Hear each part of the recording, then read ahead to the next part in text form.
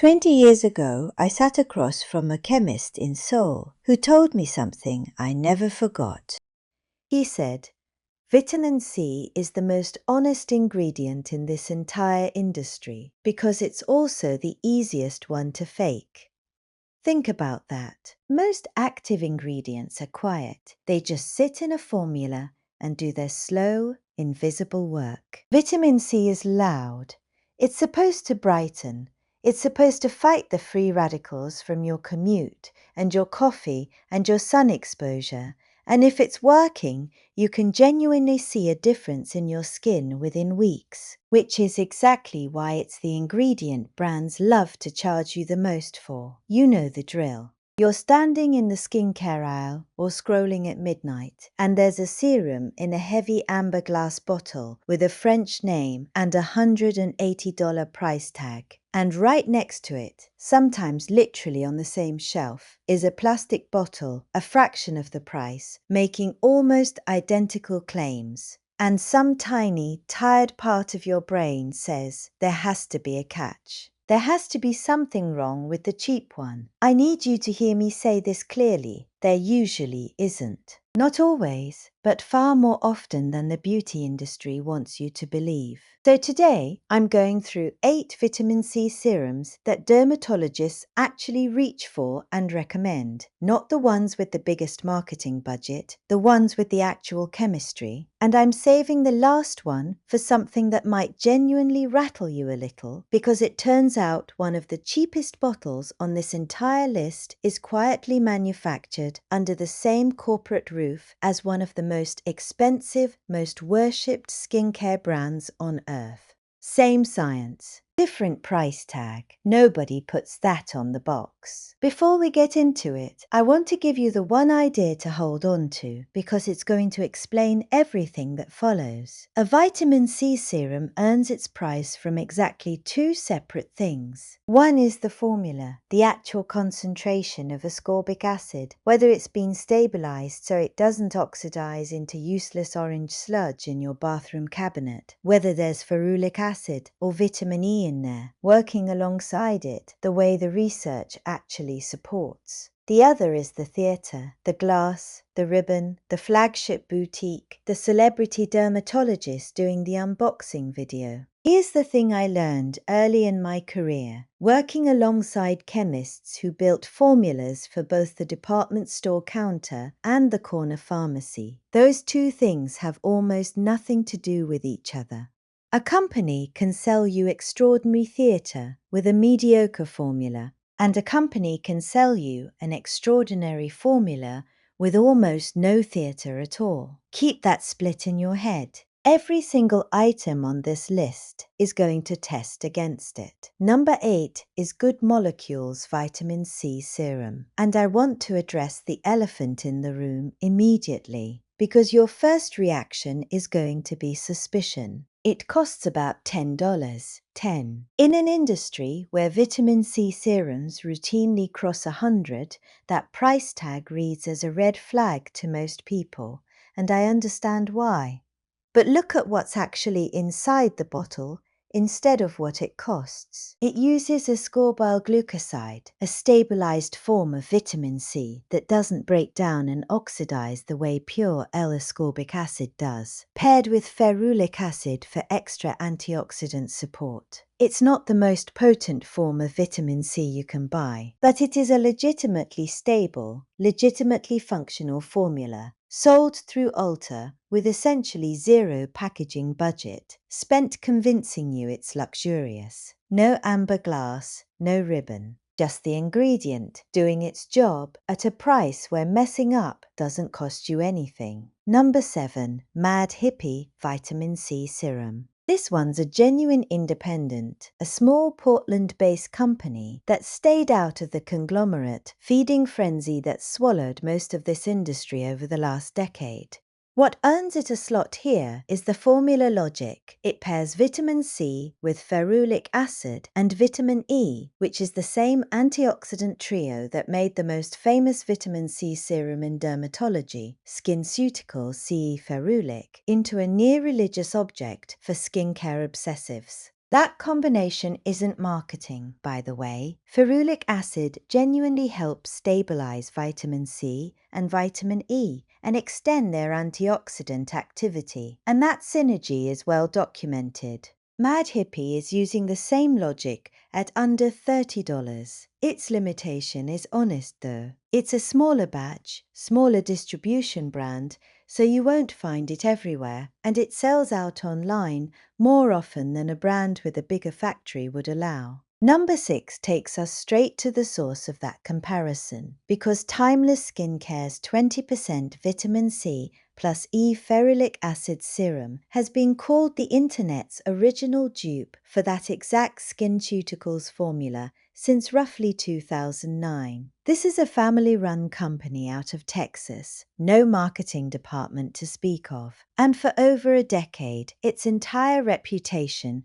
has been built by word of mouth from people who did the side-by-side comparison themselves. 20% L-ascorbic acid is a genuinely high, genuinely potent concentration, high enough that if you have sensitive or reactive skin, you introduce it slowly. Patch test first. Don't just slather it on with wild enthusiasm on day one, but the formula logic, pure ascorbic acid, ferulic acid, vitamin E, low pH for penetration, is structurally the same architecture as the serum that costs 6 times more. Same blueprint, vastly different marketing budget. Number 5, and here's where my own background pulls me in. Cosprex, vitamin C, 23%. Suspension. Korea has approached vitamin C differently than the West for a long time, largely because Korean skincare culture treats concentration and layering as the whole point, not an afterthought. Instead of dissolving the vitamin C fully, which is what causes a lot of that frustrating oxidation and discoloration you've probably experienced with other serums, CosRx suspends the pure ascorbic acid in the formula, so it stays inert and stable until it actually touches your skin and activates. It's clever chemistry, not just clever branding.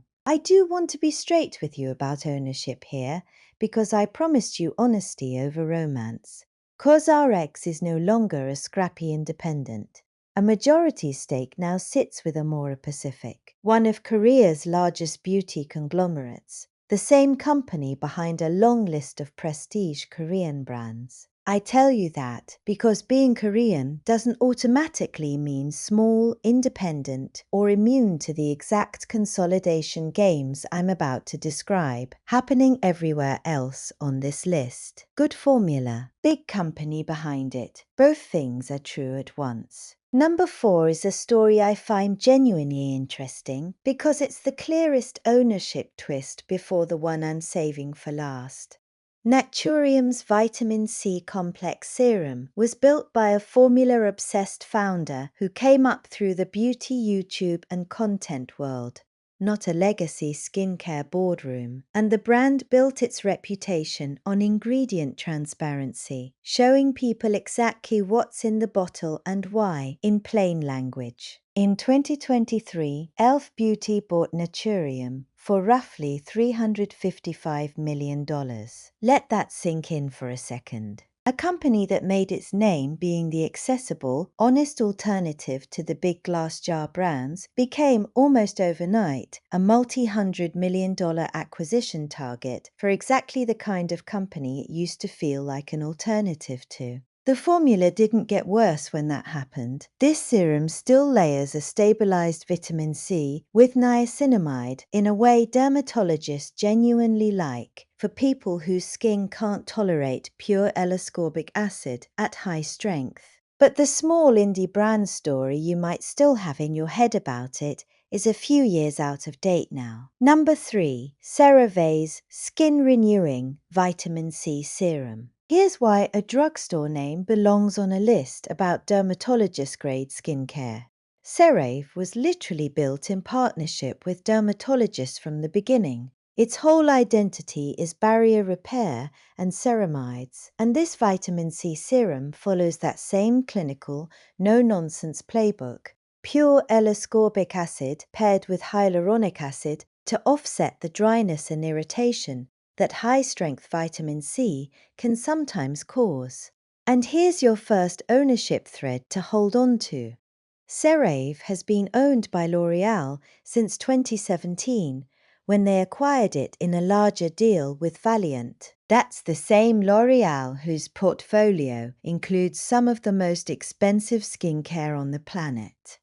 Number 2. And now the thread pulls tighter. La Roche-Posay's Pure Vitamin C10 Serum. This is a French pharmacy brand with a genuinely long dermatological pedigree, formulated around 10% pure vitamin C, a strength widely considered the effective sweet spot in the clinical literature, potent enough to work without tipping most skin into irritation. And La Roche-Posay, like CeraVe, is owned by L'Oréal, which means the exact same parent company that manufactures one of your drugstore vitamin C serums also manufactures the other one sitting 3 feet away on the shelf. Same conglomerate. 2 different brands, 2 different aisles, 2 different price points, built to feel like competitors when they're actually siblings. Which brings us finally to number 1, the one I told you about at the start. The Ordinary's ascorbic acid,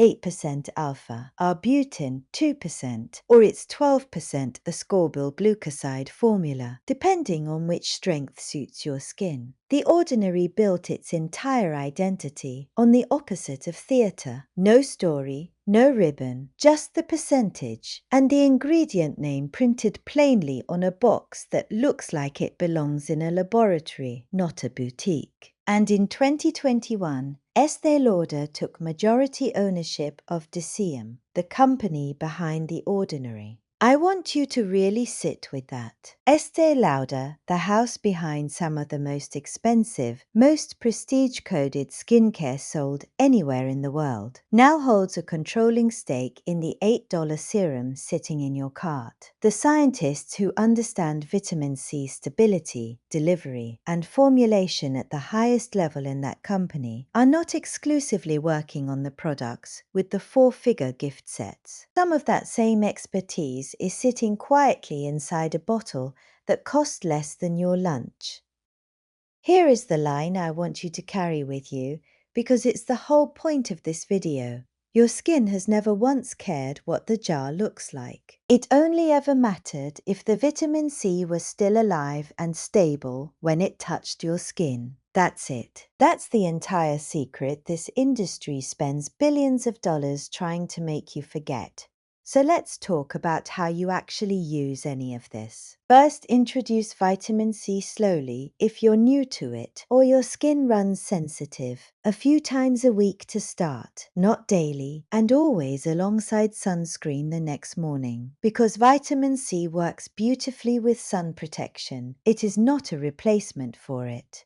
Second, watch the color. A fresh L-ascorbic acid serum should be clear to very pale yellow. If it's turned dark amber or orange, it's oxidized and largely spent its usefulness. That's true whether it cost $8 or $200. Third, and this is where I'll bring in something from my own training, apply it the way we were taught in Korea. Thinnest layer first, patted gently into slightly damp skin rather than rubbed or tugged. Vitamin C penetrates better into skin that's still a little hydrated, and patting protects the delicate skin around your eyes and mouth in a way vigorous rubbing simply doesn't. Fourth, don't chase the highest percentage automatically. 20% isn't inherently better than 10 if your skin can't tolerate it without turning red and unhappy. The right strength is the one you'll actually use consistently, which incidentally is the entire game with every active ingredient in skincare. Now, a few honest notes, because I'd rather you trust me than agree with me. Inventory and exact formulations shift. What's on a shelf changes by region and by year, so treat everything I've told you tonight as a map of what to look for and the kind of reasoning to apply, not a rigid, permanent shopping list you screenshot and never revisit. Patch test anything new, especially at higher concentrations, on the inside of your arm for a couple of days before your face. And please don't let anything I said tonight talk you out of sunscreen. Vitamin C is a wonderful antioxidant partner, but it is not sun protection. And treating it as a substitute is the one genuinely risky misunderstanding I see people walk away with.